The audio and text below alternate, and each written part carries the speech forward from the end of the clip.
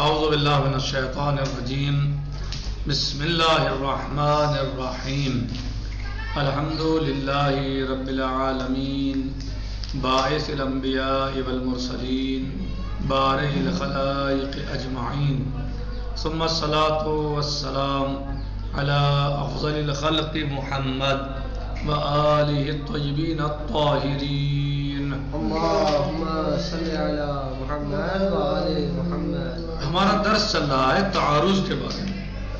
ہم نے بیان کیا تھا کہ دلیلوں کی دو قسمیں ہیں، ادلہ محرزہ اور اصول عملیہ۔ تو تعارض جو ہے وہ کبھی واقع ہوگا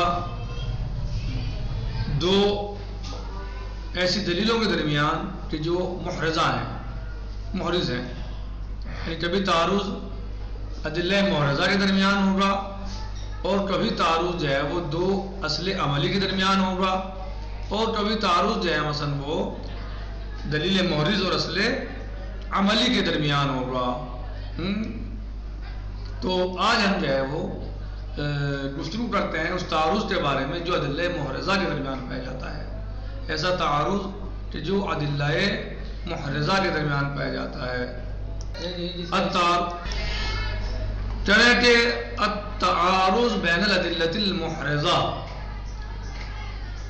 ادلہ محرزہ کے درمیان تعارض، والتعارض بین دلیلین محرزین معناہ التنافی بین مدلولیہما۔ خیر، والتعارض بین دلیلین محرزین معناہ التنافی بین مدلولیہما، اور تعارض کیا معنی ہے کہ تعارض دو دلیل محرز کے درمیان پایا جائے؟ اس کا مطلب ہوتا ہے تنافی بین مدلولیہما، یعنی تنافی ہو ان دونوں کے مدلول۔ تعارض بین دلیلین محرزین یعنی اس کا مطلب یہ ہے کہ تنافی ہو دونوں کے مدلول میں۔ وَهُوَ عَلَىٰ أَقْسَامٍ، اور اس کی قسمیں ہیں، چند قسمیں ہیں۔ منها ان يحصل في نطاق الدلیل الشرعی اللفظی بین کلام صادرین من المعصوم علیہ السلام، اس کی قسمیں ہیں کہ یا تو حاصل ہوگا تعارض دلیل شرعی لفظی کے درمیان، یا دلیل شرعی لفظی میں تعارض جو ہے وہ حاصل ہوگا ایسے کلام میں، یا ایسے دو کلام میں، یا دو کلام کے درمیان جو معصوم علیہ السلام سے صادر ہوئے ہیں، یعنی وہ دونوں کلام جو ہیں وہ معصوم علیہ السلام سے صادر ہوئے ہیں۔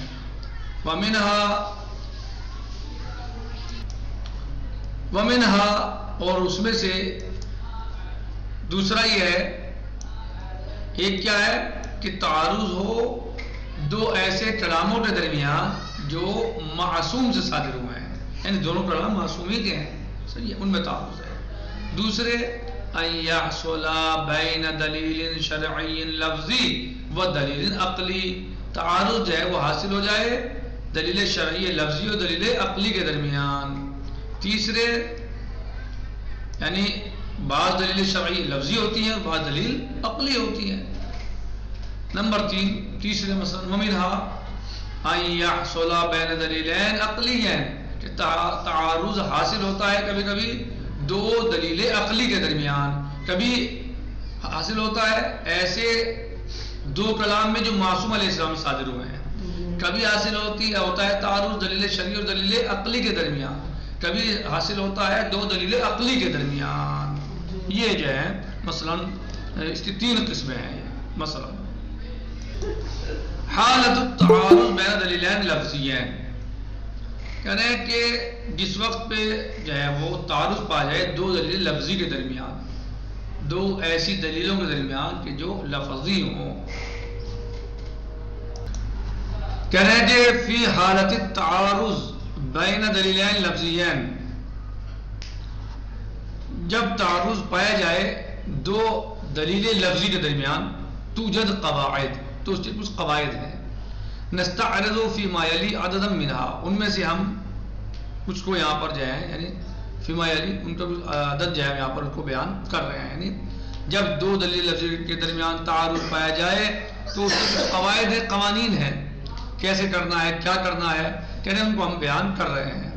نمبر 1، من المستحیل ان یوجد کلامان للمعصوم علیہ السلام یکشف کل منہما بصورت قطعیہ عن نوع من الحکم یختلف عن الحکم الذی یکشف عنہ الکلام الآخر.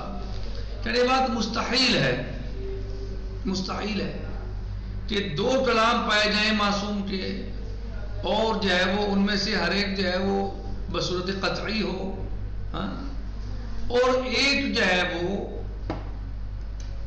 مخالفت کرے دوسرے کے حکم کی. یعنی مستحیل ہے بات کہ دو کلام اور دونوں قطعی ہوں. مستحیل ہے کہ ایسا کلام، ایسے دو کلام معصوم سے صادر ہوں کہ دو کلام اور دونوں قطعی ہوں، ان میں سے ایک جو ہے دوسرے کی مخالفت کرے، جن میں سے ایک کلام کے ذریعے دوسرے کی جو ہے مخالفت کشف ہوتی ہو. یہ مستحیل ہے، محال ہے. یعنی متعارض کلام معصوم سے صادر ہو، یہ محال ہے. کیوں؟ لأن التعارض بین کلامین صریحین من هذا القبیل یؤدی الى وقوع المعصوم فی التناقض. اس لیے کہ تعارض کا پائے جانا دو صریحی کلاموں کے درمیان اس طریقے سے، تو یہ نتیجہ کیا ہوگا اس کا؟ وقوع المعصوم فی التناقض. معصوم کو تناقض میں واقع کر، یعنی گویا معصوم سے تناقض جو ہے واقع ہوا ہے. معصوم سے تناقض، معصوم کے کلام میں تناقض پایا جاتا ہے، اور یہ چیز وہو مستحیل، اور یہ محال ہے کہ معصوم کے کلام میں تناقض پایا جائے. بات واضح ہوئی؟ سب سے پہلی قسم کیا تھی کہ معصوم کے کلام میں دو ایسے کلام جو معصوم سے صادر ہوئے ہوں ان میں جو ہے وہ تعارض پایا جائے. کہہ رہے ہیں کہ یہ مستحیل ہے.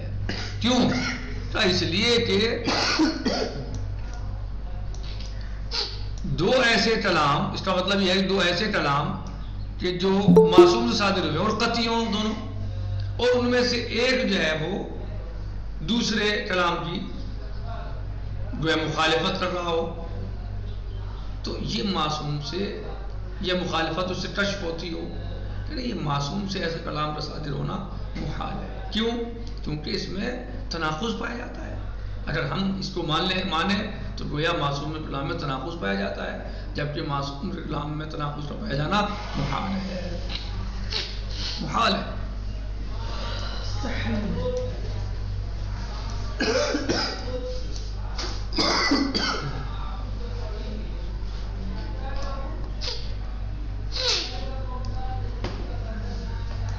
نمبر 2، قد یکون احد الکلامین الصادرین من المعصوم علیہ السلام نصا صریحا وقطعیا ویدل الآخر بظہورہ علی ما ینافی المعنی الصریح لذالک الکلام. کبھی جو ہے وہ ہوتا ہے کہ احد الکلامین صادرین، کوئی ایک کلام معصوم کا جو صادر ہوا ہے معصوم سے نصا صریحا وقطعیا ویدل الآخر، وہ دلالت کرے بظہور علی ما ینافی المعنی الصریح علی ذالک الکلام. یعنی ایک کلام جو ہے وہ دوسرے کلام کی مخالفت کرے. یعنی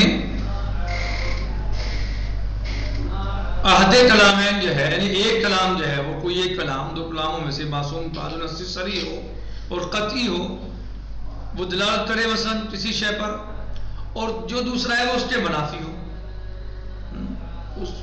جیسے ان یقول الشارع فی حدیث، جیسے مثلا شارع کہے کسی حدیث میں یجوز للصائم ان یغتمس فی الماء حال صومہ، روزے دار کے لیے جائز ہے پانی میں غوطہ لگانا روزے کی حالت میں، حالت صومہ جبکہ وہ روزے سے ہو.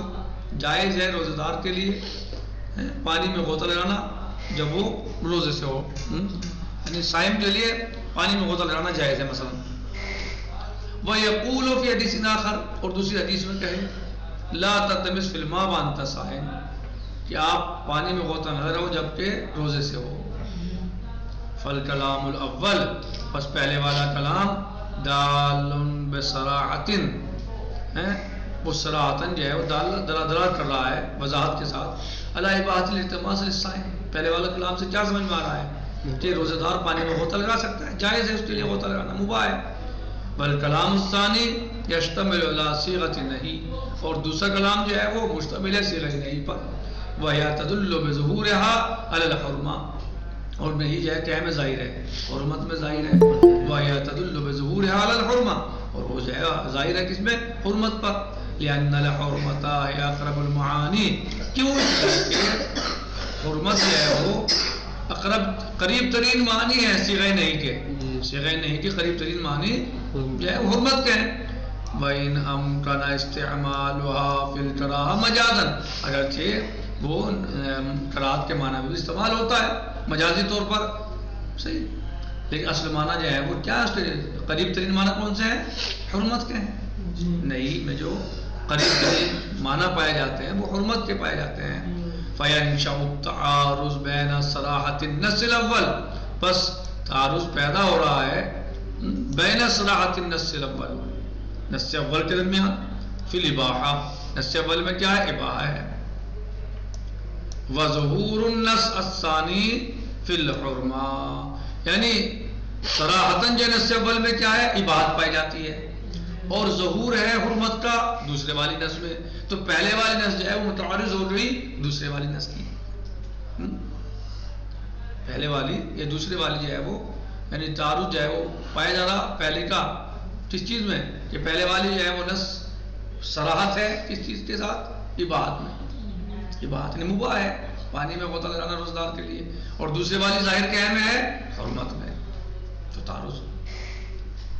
لِأَنَّ الْإِبَاحَةَ وَالْحُرْمَةَ لَا يَجْتَمِعَانِ، اس لیے کہ اباحت اور حرمت ایک ساتھ جمع نہیں ہو سکتے، ناممکن ہے کہ ایک ہی چیز حرام بھی ہو اور جائز بھی ہو، یہ کیسے ہو جائے گا کہ ایک ہی چیز ایک ہی وقت میں حرام بھی ہو اور جائز بھی ہو، یہ ناممکن ہے۔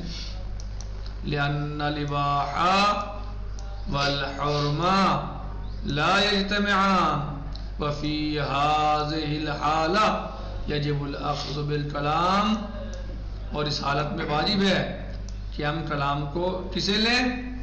ایسے کلام کو لیں بالکلام الصریح القطعی، جو صریح اور قطعی ہو، لِأَنَّهُ يُؤَدِّي إِلَى الْعِلْمِ بِالْحُكْمِ الشَّرْعِي، اس لیے کلام صریح قطعی جو ہے وہ ہمیں علم کہاں تک پہنچاتا ہے؟ علم بالحکم الشرعی تک، یعنی اس سے ہمیں علم حاصل ہوتا ہے حکم شرعی کا۔ وَنُفَسِّرُ الْكَلَامَ الْآخَرَ وَنُفَسِّرُ الْكَلَامَ الْآخَرَ عَلَى ذُوِّهِ وَنَحْمِلُ صِيغَةَ النَّهْيِ فِيهِ عَلَى الْكَرَاهَةِ، بس ہم تفسیر کریں گے دوسرے والے کلام کی اس اعتبار سے، وَنَحْمِلُ صِيغَةَ النَّهْيِ فِيهِ عَلَى الْكَرَاهَةِ، اور اس میں جو ہے ہم کیا صیغہ نہی کو ہم کراہت میں حمل کریں گے، لِكَيْ يَنْسَجِمَ مَعَ النَّصِّ الصَّرِيحِ الْقَطْعِيِّ الدَّالِّ عَلَى الْإِبَاحَةِ، تاکہ یہ منسجم ہو جائے یعنی مناسب ہو جائے، داخل ہو جائے مع النص الصریح، نص صریح کے ساتھ کہ جو قطعی ہے، الدال علی الاباحہ، اور جو دلالت کر رہی ہے اباحت پر، یعنی اگر مثلا کبھی جو ہے وہ معصوم کلام جو ہے وہ صادر ہوتا ہے، معصوم علیہ السلام سے دو کلام صادر ہوئے، ان میں ایک نص صریح اور قطعی ہے، اور دوسرا جو ہے وہ دلالت کر رہا ہے، دوسری دلالت جو ہے وہ ظہور پر ہے کس چیز میں؟ اس کے منافی میں ہے، تو ایسے موقع پر مثلا جیسے مثلا شارع کہے کہ یجوز للصائم ان یلتمس فی الماء حال صومہ، یجوز للصائم ان یلتمس فی الماء حال صومہ، یعنی روزہ دار کے لیے جائز ہے کہ وہ پانی میں غوطہ لگائے، اور دوسرے مقام پر کہے لا ترتمس فی الماء وانت صائم، جب تم روزے سے ہو تو تم پانی میں غوطہ نہ لگاؤ، لا ترتمس فی الماء وانت صائم، تو یہاں پر ایک کلام جو ہے دوسرے کلام کیا میں تعارض پایا جا رہا ہے، منافی ہے، صحیح، کیسے کہ مثلا جو ہے پہلے والے کلام میں کیا ہے کہ جائز ہے آپ کے لیے کہ آپ روزے کی حالت میں غوطہ لگائیں، اور دوسرے والے کلام میں کیا ہے؟ حرام ہے، تو حرمت اور اباحت ایک ساتھ جمع نہیں ہو سکتے، اور جبکہ جو ہے وہ مثلا اقرب ترین معنی جو ہے وہ نہیں کہ کیا ہے؟ حرمت، جبکہ مجازن دلالت کرتی ہے وہ کراہت پر، یہ اقرب ترین جو معنی ہے وہ نہیں کہ حرمت کے ہیں، جو اقرب ترین معنی پائے جاتے ہیں نہیں میں وہ حرمت کے پائے جاتے ہیں، حالانکہ مجازن وہ کراہت پر بھی دلالت کرتی ہے۔ تو ایسے موقع پر جو ہے وہ ہم مثلاً جہاں جو ہے وہ نص سے کسے لیں گے؟ ہم لیں گے نص صریح کو، نص صریح القطعی کو۔ تو نص صریح القطعی کیا ہے؟ مثلاً جو مثلا جائز قرار دے رہی، فرض کریں جو جائز قرار دے رہی ہے کس چیز کو؟ پانی میں غوطہ لگانے کو روزے کی حالت میں۔ اب رہا مسئلہ اس نہیں کا جو بعد والے کلام ہے کہ لا ترتمس فی الماء وانت صائم، اس کو ہم حمل کریں گے کراہت پر، تاکہ بعد والی روایت ہے پہلے والی یا نص دوسرے والی روایت جس میں ظہور جو ہے ظہور پایا جاتا ہے وہ جمع ہو جائے نص صریح کے ساتھ۔ پہلے والی میں کیا ہے؟ یجوز للصائم ان یرتمس فی الماء حال صومہ، تو یہ نص صریح ہے۔ کیا ہے؟ اس میں ظہور کا مسئلہ نہیں ہے یا عدم ظہور کا، بلکہ نص صریح ہے، صاف ہے، جائز ہے روزہ کے لیے پانی میں غوطہ لگانا۔ جبکہ دوسرے والی کیا ہے؟ اس میں صرف ظہور ہے، ظہور ہے کہیں کا، نہیں کا حرمت پر، نہیں کا ظہور حرمت میں، کہ نہیں ہے کہیں میں ظاہر ہے حرمت میں، امر کہیں میں ظاہر ہے وجوب میں، امر جو ظاہر ہے وجوب میں ہے، اور نہیں کہیں میں ظاہر ہے حرمت میں۔ تو کہہ رہے ہیں کہ جب نص صریح کے مقابلے پر ظہور آ جائے یہ معنی تو ہم کہیں کو مقدم کریں گے؟ مثلا نص صریح کو مقدم کریں گے، اور ظہور جو ہے پھر ہم اس کو حمل کریں گے، مثلا یہاں پر جو ہے اس کو کراہت پر حمل کریں گے، بجائے یعنی یہاں اس کو جو ہے بجائے اس کے کہ ہم اس کو حرمت پر حمل کریں، کراہت پر حمل کریں گے تاکہ یہ ظہور نص صریح کے ساتھ جمع ہو جائے۔ سمجھایا؟ تاکہ ظہور نص صریح کے ساتھ جمع ہو جائے۔ تو نتیجہ کیا نکلے گا؟ نتیجہ یہ نکلے گا کہ روزے کی حالت میں پانی میں غوطہ لگانا مکروہ ہے، مثلا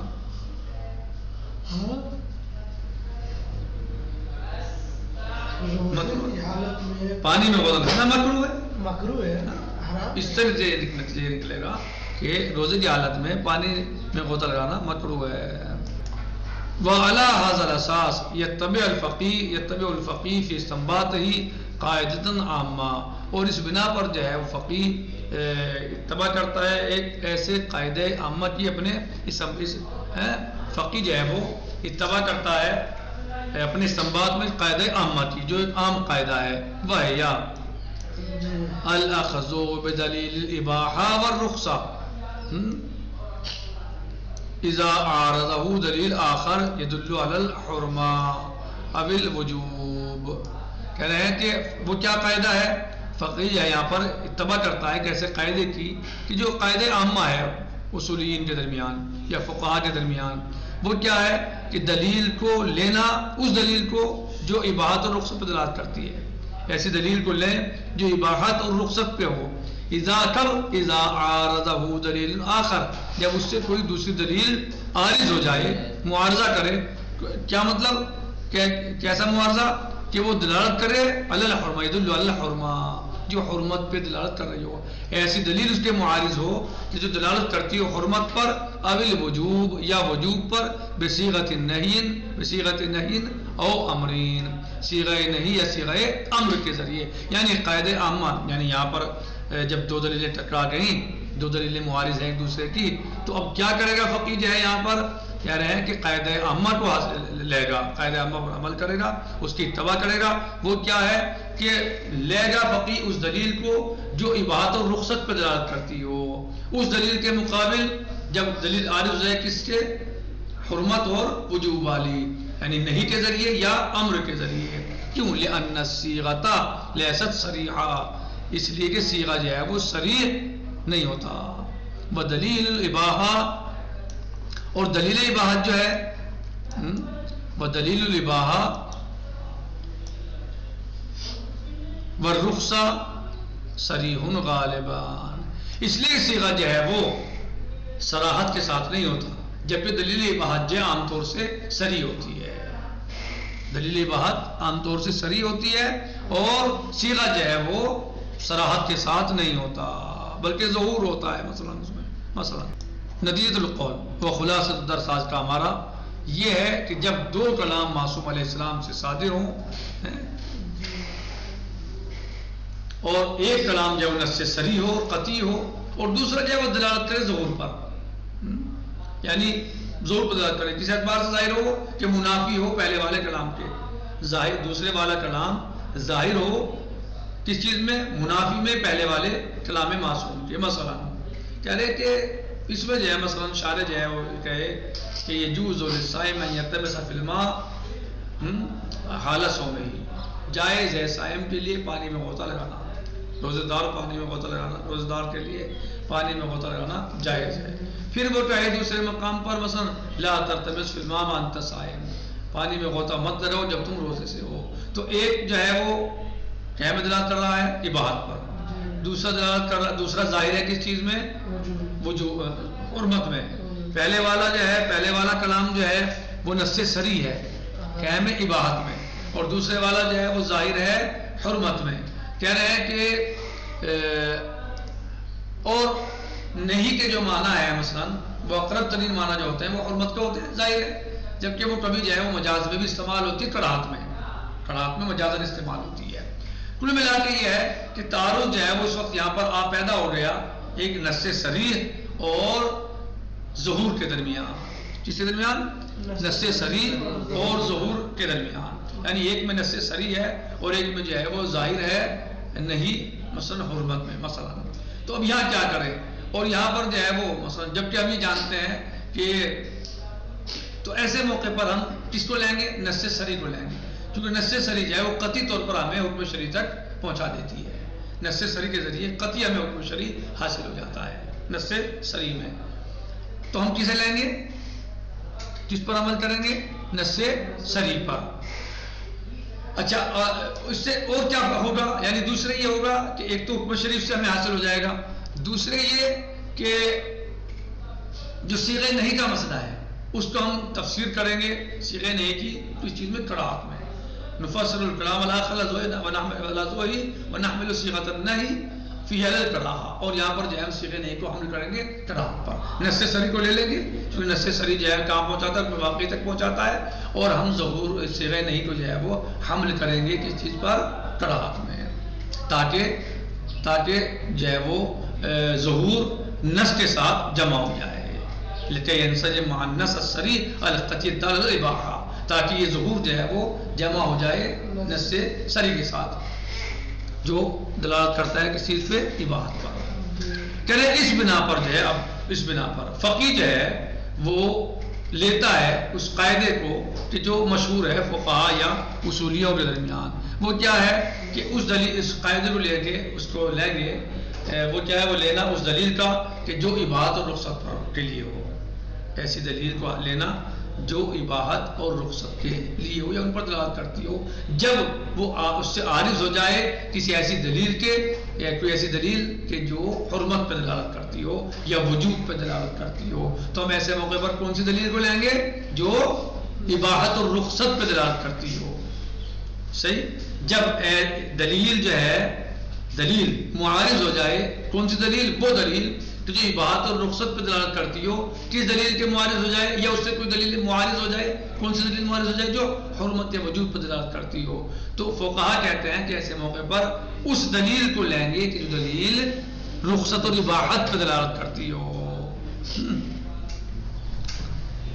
لہذا یہاں پر جو ہے وہ چونکہ دلیل جو ہے وہ نص صریح، اس میں جو ہے وہ جو جواز پہ دلالت کر رہی ہے، جو جواز پہ دلالت کر رہی ہے وہ نص صریح ہے، اور جو حرمت پہ دلالت کر رہی ہے وہ ظہور ہے، لہذا ہم جو ہے وہ جواز والی روایت یا دلیل کو لیں گے، صحیح، اور حرمت والی جو ہے جو ظہور ہے اس کو ہم حمل کریں گے کراہت پر۔ کل ملا کے یہ ہے کہ اس اعتبار سے نتیجہ یہ نکلے گا کہ روزے دار کے لیے پانی میں غوطہ لگانا مکروہ ہے، کیونکہ دلیل صریح معارض ہو رہی ہے دلیل ظہور کے، صحیح، اور جب دلیل صریح دلیل ظہور کے معارض ہو تو صریح کو لیں گے، ظہور کو جو ہے وہ نہیں لیں گے، بلکہ پھر ہم اس کو جو ہے وہ حمل کریں گے مثلاً جو ہے وہ اگر نہیں میں ہے تو پڑھا پر اسے حمل کریں گے تاکہ جمع ہو جائیں دونوں دلیلیں ایک ساتھ. لہٰذا ان دونوں کے اعتبار سے یہ سمجھ میں آتا ہے کہ اگر یعنی ان دونوں اعتبار سے کہ روزے کی حالت میں پانی میں غسل کرنا مطلوب ہے. الحمدللہ رب العالمین. السلام علیکم ورحمۃ اللہ تعالی وبرکاتہ.